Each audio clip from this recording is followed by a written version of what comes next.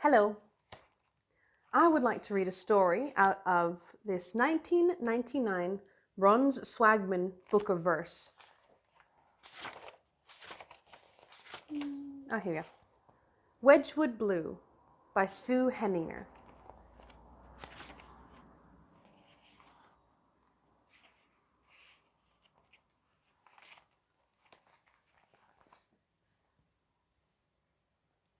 On a sturdy sideboard of an old country house, there lay a small dish, Wedgwood Blue.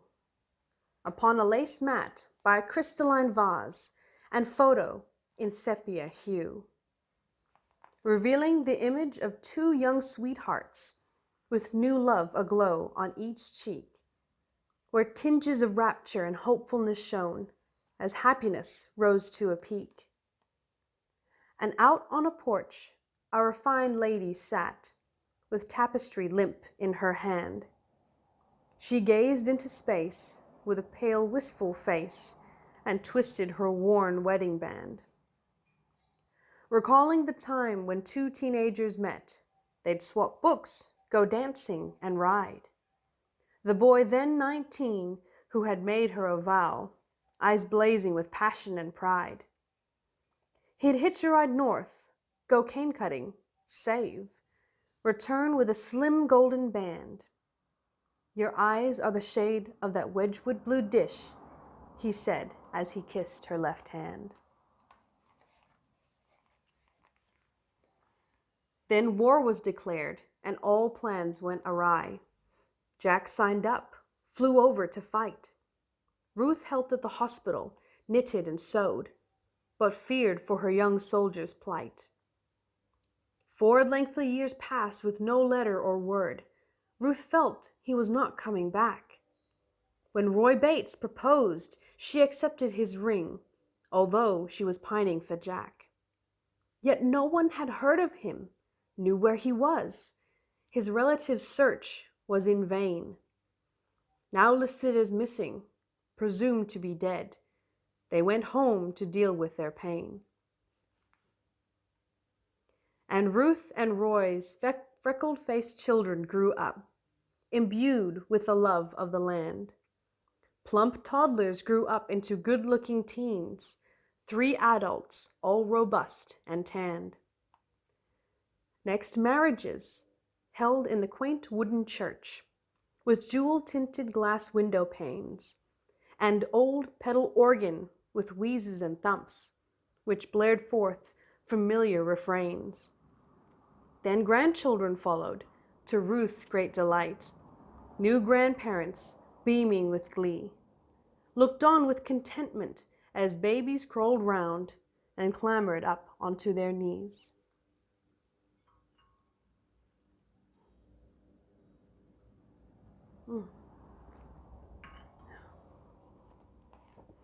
One spring day, when Roy was out fixing a fence, he fell off his horse and was killed. Ruth grieved for this good man to whom she owed much, who made her feel loved and fulfilled. She sorted possessions, then made a fresh start, move up to the nearest large town, returning to work there part-time as a nurse to help keep the mortgage bill down. One day, as she cleaned up, preparing to leave, a trembling voice made her look back. A frail old man beckoned, then whispered to her, "Were you once in love with our Jack?" Ruth paled, feeling dizzy, clutched onto the wall, then spoke to the elderly man. "As teenagers, we became parted by war. It ruined the future we'd planned." "He copped it quite badly," his father explained. "Some shrapnel got lodged in his arm. He heard you had married. He moved further north and purchased a small sugar farm."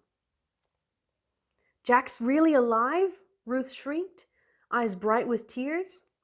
"Where is he? I'll write straight away." She scribbled down details, signed off, and went home, thoughts whirling in wild disarray. Although apprehensive, she sat down and wrote. then wondered if he would reply. He wrote back delighted, inviting her there. Relief made her break down and cry. Yet nothing was mentioned of Jack's former life. He'd tell her, he said, face to face. Ruth booked on the Sunlander, counting off hours, which made her heart quicken and race. She stared out at the landscapes as large train wheels rolled, and mused upon timing and fate. The feelings they'd had as mere teenagers then, had this love survived the long wait? She checked her appearance, then stepped off the train. A middle-aged man beamed with pride. Time froze for an instant as blue eyes met brown. Ruth spoke. "Jack, I thought that you died." They hugged as tears mingled, drove off in his ute. Strange silence reigned most of the way. Emotions were churning, hearts thundered in their chests, yet neither knew quite what to say. Ruth's hurt broke the silence. "Why didn't you write? I pined for you, wrote every day. I wrote when I could. It was chaos out there. They captured me. Mail went astray." She stayed for 10 days, then went home dreamy-eyed and picked up her tapestry thread. She pondered on Jack and his picturesque farm, new life glinting brightly ahead. Her wish was to marry inside the old church, so Jack traveled down on the train. That night he produced a small box as he said, "There's something I'd like to explain." "Ruth, though we parted and took different paths, I've never stopped thinking of you. I've carried this ring round for 30 long years. It matches your eyes. Wedgwood Blue." And that was Wedgwood Blue by Sue Henninger.